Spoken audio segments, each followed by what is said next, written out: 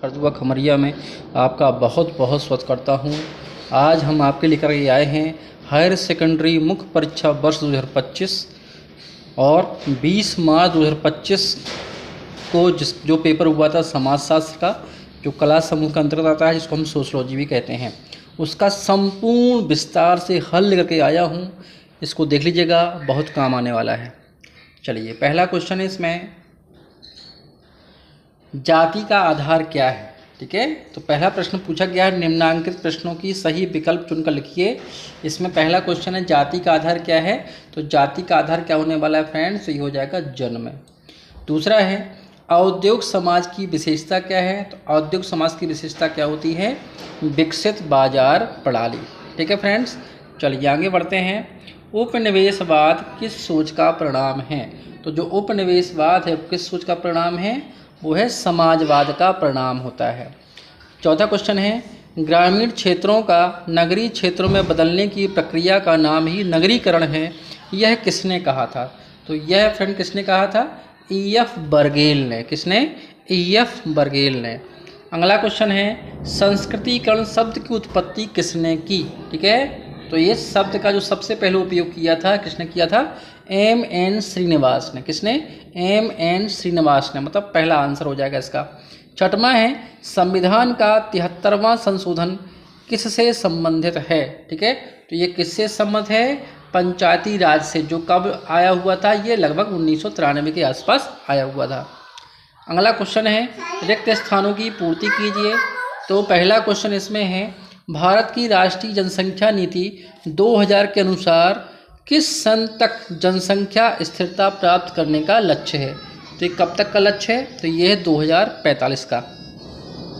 दूसरा है, स्वतंत्रता के बाद भारत में राज्यों का पुनर्गठन किसके आधार पर किया गया। तो ये किसके आधार पर किया गया था, पहला भाषा के आधार पर राज्यों को बांटा गया था।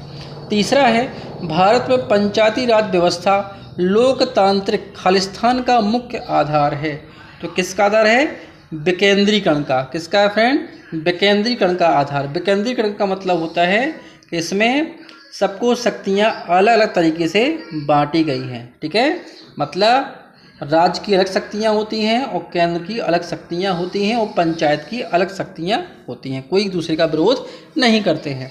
चौथा है, कृषि उत्पादन में तेजी से होने वाली वृद्धि को क्या कहा जाता है। तो क्या कहा जाता है, हरित क्रांति कहा जाता है।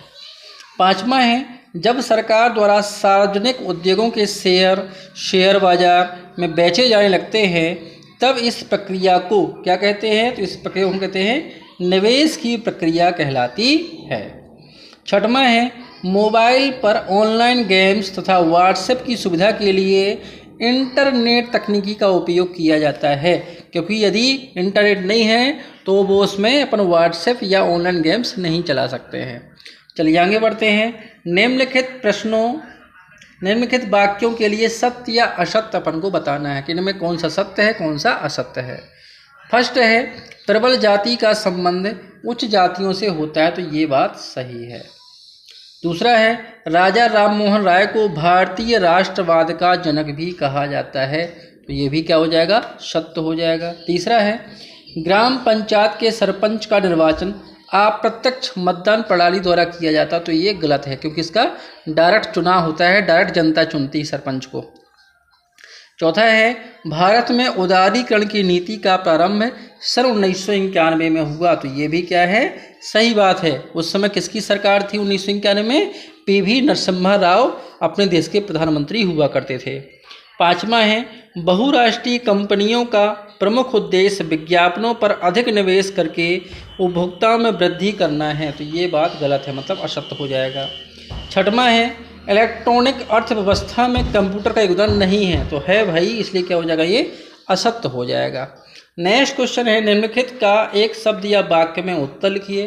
ठीक है, तो मौद्रिक नीति क्या है। तो मौद्रिक नीति क्या है, तो इस प्रकार से इसका आंसर ये हो जाएगा, मौद्रिक नीति अर्थव्यवस्था को स्थिर रखने के लिए केंद्रीय बैंक की एक नीति है। यह ब्याज दरों, मुद्रा आपूर्ति और ऋण की उपलब्धता को नियंत्रित करती है। मौद्रिक नीति से मुद्रास्फीति, बेरोजगारी और विनिमय दरों पर असर पड़ता है। ठीक है, तो ये इसकी डेफिनेशन हो जाएगी।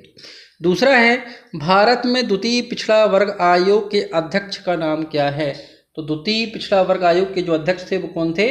बीपी मंडल थे। ठीक है, और इसकी स्थापना कब हुई थी पिछड़ा वर्ग आयोग की? ये हुई थी 1 जनवरी 1979 को। थर्ड है, भारत में आज़ादी से पहले कृषि क्षेत्र में कौन सी प्रथा प्रचलित थी? ठीक है, तो उस समय आज़ादी से पहले गेहूं व चावल की पारंपरिक किस्म की खेती हुआ करती थी। चौथा है, सैटेलाइट इन्वेंशन इन इंडिया नामक पुस्तक के लेखक कौन है? तो इस लेखक के इसके लेखक जो हैं वो कौन है? विक्रम अम्बालाल साराभाई। क्या नाम था उनका? विक्रम अम्बालाल साराभाई। ठीक है, तो भारत में जो अंतरिक्ष के जनक भी माने जाते हैं। ठीक है, अगला क्वेश्चन है, मीडिया को लोकतंत्र का पहरेदार किसने कहा है? तो ये किसने कहा है?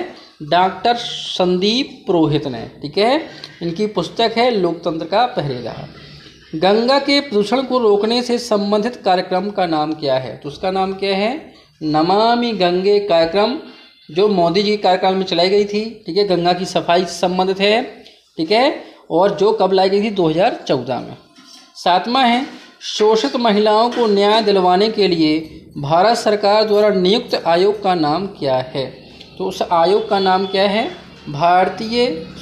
राष्ट्रीय महिला आयोग। क्या नाम है? राष्ट्रीय महिला आयोग, जिसकी स्थापना कब हुई थी? 31 जनवरी 1992 को।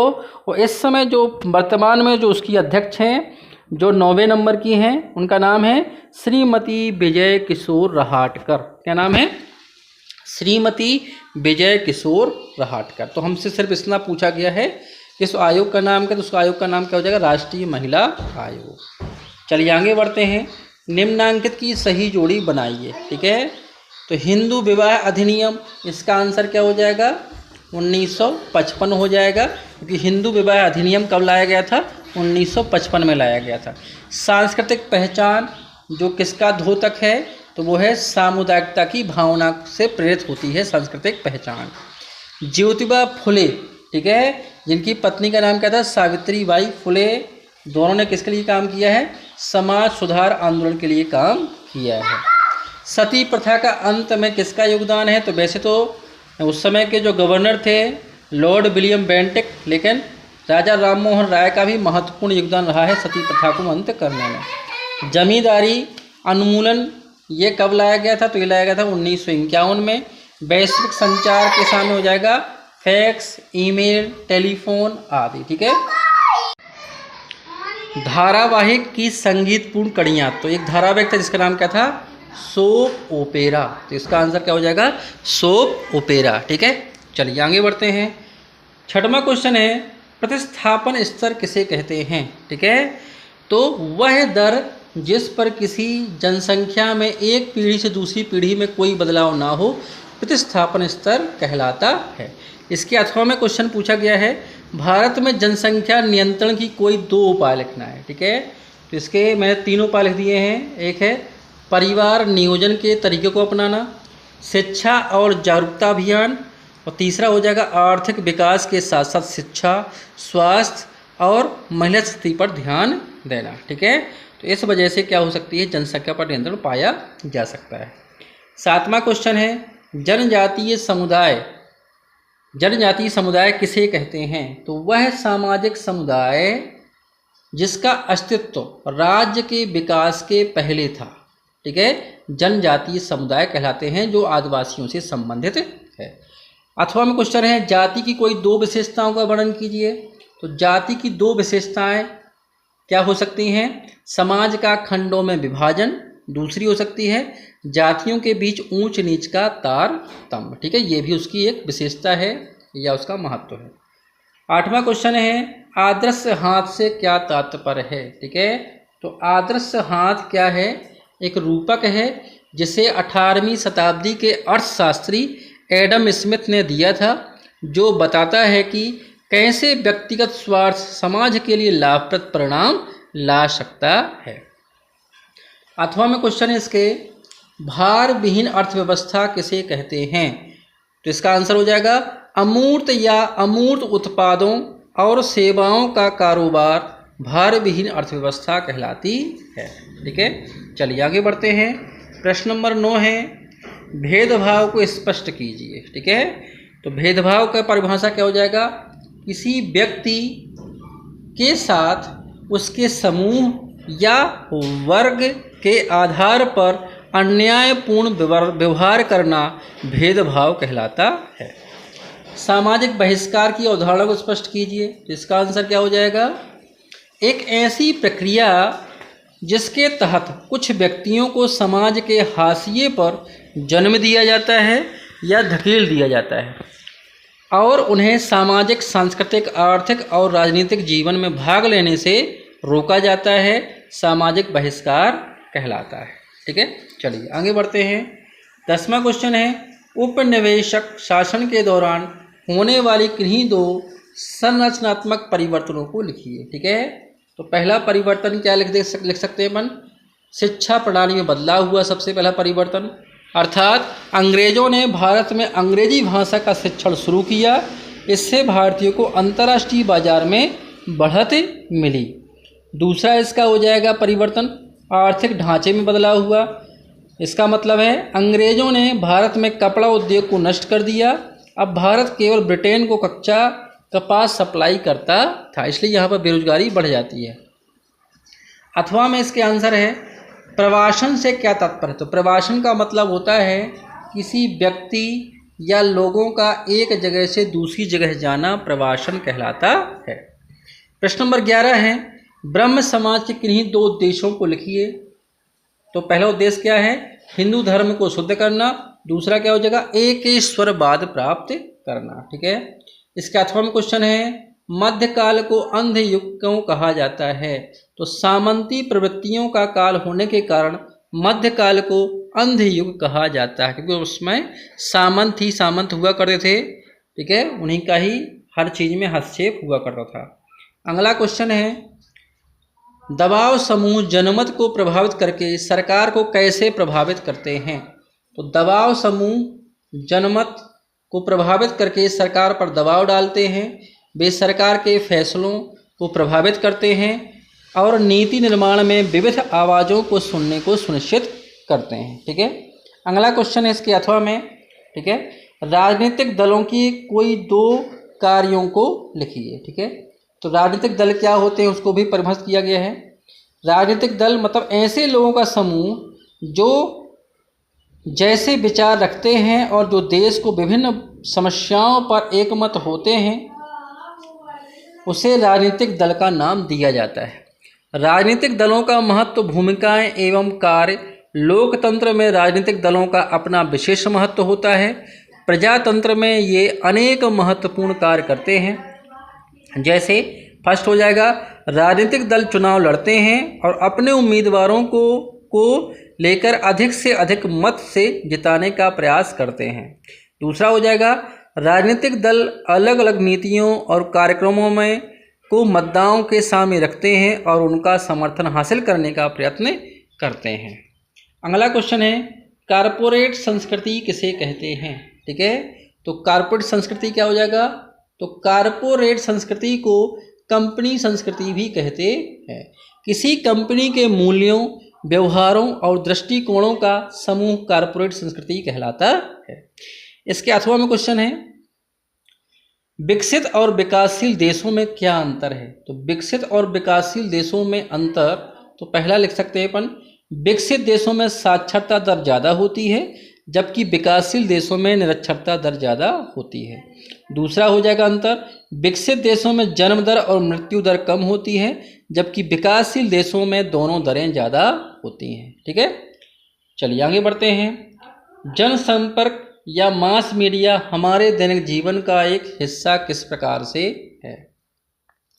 तो जनसंपर्क हमारे दैनिक जीवन का एक हिस्सा है जिसको हम मास मीडिया कहते हैं, क्योंकि यह विभिन्न माध्यमों से लोगों से जुड़ने का एक तरीका है। जनसंपर्क के जरिए हम किसी संगठन की छवि, महत्व और विश्वास को समाज में स्थापित कर सकते हैं। जनसंपर्क के जरिए हम किसी ब्रांड के बारे में सकारात्मक जानकारी भी साझा कर सकते हैं। अथवा में क्वेश्चन है इसके, देश में छपने वाले कोई 4 समाचार पत्रों के नाम लिखिए। तो इसमें 4 समाचार पत्र में लिखे हैं। पहला हो जाएगा दैनिक जागरण, दूसरा हो जाएगा नवभारत, थर्ड हो जाएगा दैनिक भास्कर और नई दुनिया। ऐसे बहुत द हिंदू है, ठीक है, बहुत सारे ऐसे समाचार पत्र छापे जाते हैं देश में। 15वां क्वेश्चन है, क्रांतिकारी आंदोलन किसे कहते हैं? तो सरकार, समाज या शासन में बदलाव लाने के लिए हिंसा के रास्ते पर चलने वाले आंदोलन क्रांतिकारी आंदोलन कहलाते हैं, ठीक है। अगला क्वेश्चन है, इसके अथवा में क्वेश्चन है, सामाजिक आंदोलन की कोई 2 विशेषताएं लिखिए।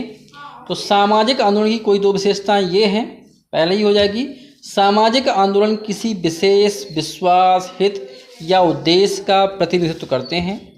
दूसरा हो जाएगा, सामाजिक आंदोलन में समय के साथ निरंतर सामूहिक कार्रवाई की जाती है। चलिए आगे बढ़ते हैं। क्वेश्चन नंबर 16 है,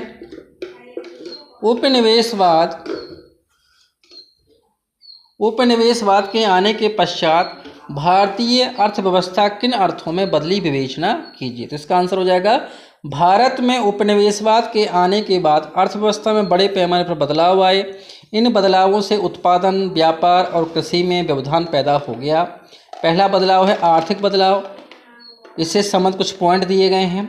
भारत को ब्रिटेन की आर्थिक राजनीतिक चालों का गुलाम बना दिया गया। दूसरा हो जाएगा, इंग्लैंड से आने वाले सस्ते कपड़ों ने हथकरघा उद्योग को नष्ट कर दिया। थर्ड है, भारत के संसाधनों का इस्तेमाल स्वयं के आर्थिक विकास के लिए इंग्लैंड ने किया। भारत के आधे से ज़्यादा व्यापार सिर्फ इंग्लैंड तक सीमित रह गए। 5वां पॉइंट है, भारत में निर्मित वस्तुओं का निर्यात होता था लेकिन भारतीयों को वे उत्पाद उपभोग के लिए नहीं मिल पाते थे, ठीक है। उसी प्रकार से बदलाव कृषिगत बदलाव है। इसमें है, ब्रिटिश सरकार ने साम्राज्य के अन्य क्षेत्रों से खाद्यान्न आयात करके अपने लोगों को भोजन उपलब्ध कराया, ठीक है। अगला पॉइंट इसी में, इस प्रथा के परिणाम स्वरूप 24 अकाल पड़े और लाखों लोगों की मृत्यु हुई। थर्ड पॉइंट लिख सकते हैं, भारत में पर्याप्त कृषि नीति के अभाव में बहुत सारी कृषि उपज बर्बाद हो जाती है।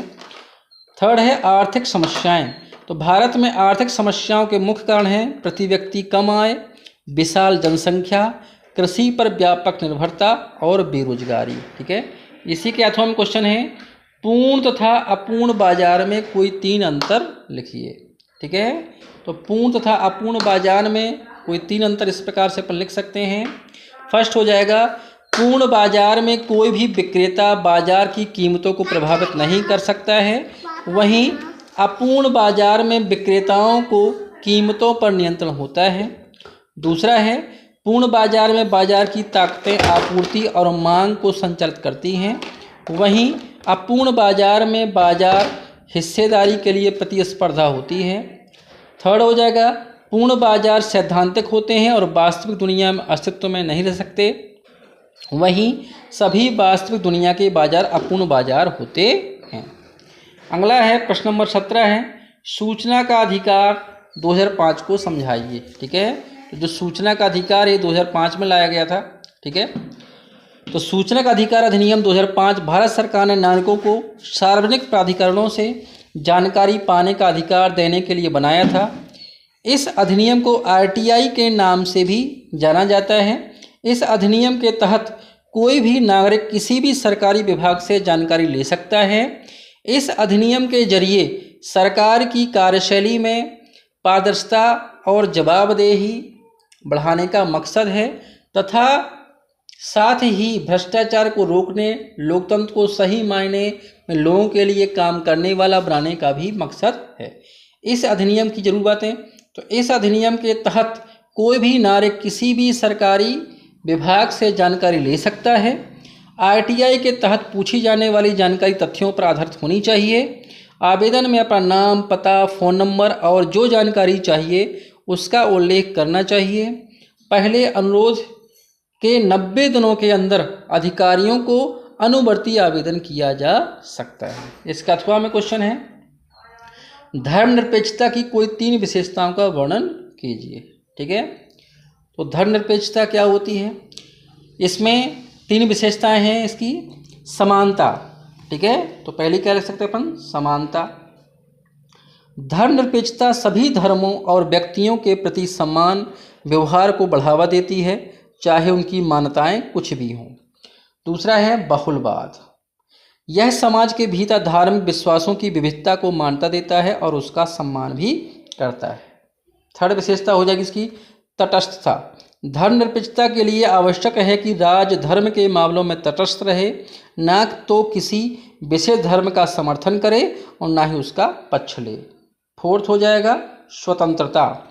यह धर्म और अंतःकरण की स्वतंत्रता की गारंटी देता है तथा व्यक्तियों को बिना किसी दबाव या भेदभाव के अपने विश्वासों का पालन करने की अनुमति देता है।